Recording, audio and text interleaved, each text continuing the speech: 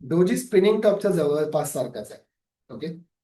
फक्त काय आहे ना, डोजी मध्ये बॉडी नसते. ओके. म्हणजे कसं असतं की कॅन्डलस्टिक ना तुम्हाला अशी एकदम पातळ दिसेल,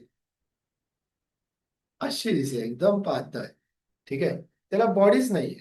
फक्त दोन्ही बाजूला वीक आहे, अप्पर वीक आहे आणि लोअर वीक आहे.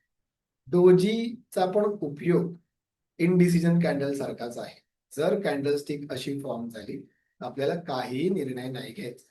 ठीक आहे. कुठल्याही टाइम फ्रेम मध्ये होऊ दे. ओके. असं. सो डोजीचे पण काही प्रकार आहेत. अगदी डोजी तुम्हाला क्वचित अशी बघायला मिळेल जिथे ज्याला विकच नाहीये, फक्त डॅश. फक्त डॅश आहे. ज्याला वीक नाहीये, बॉडी नाहीये, फक्त डॅश. ठीक आहे. अशी जर कॅन्डलस्टिक मला बघायची असेल ना, ज्या स्टॉक मध्ये एकदम लो इन्व्हेस्टमेंट आहे किंवा कधीतरी इन्व्हेस्टमेंट होते, त्यांचा चार्ट जाऊन. ठीक आहे. म्हणजे अगदीच जे 12 रुपयाला स्टॉक्स आहेत, ओके, असे जे स्टॉक्स असतील ना, त्याच्यामध्ये तुम्हाला ही अशी कॅन्डल दिसणार आहे. डोजीचे पण असे काही प्रकार आहेत. कधी डोजी अशी फॉर्म होईल, कधी डोजी अशी फॉर्म. ठीक आहे. टी सारखी, उलट्या टी सारखी. पण समजा जर अशी फॉर्म झाली आणि जर तुमचा हायर टाइम फ्रेम असेल, म्हणजे मोठा टाइम फ्रेम असेल, 1 डे असेल, 1 आवर असेल, ठीक आहे, तर त्याच्यामध्ये जर तुम्हाला अशी फॉर्म होताना दिसली, ठीक आहे, तर तुम्ही त्याचा उपयोग करू शकता. कसं ते सांग.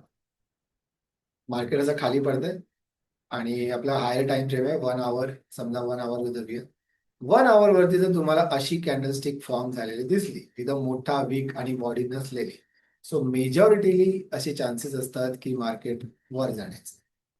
समजा हायर टाइम फ्रेमला अगेन जर समजा मार्केट असं वरती वरती वरती येत असेल आणि जर इथे तुम्हाला डोजी बनलेली दिसली, ठीक आहे, so there are majority chances की इकडनं मार्केट खाली जाऊ शकतो.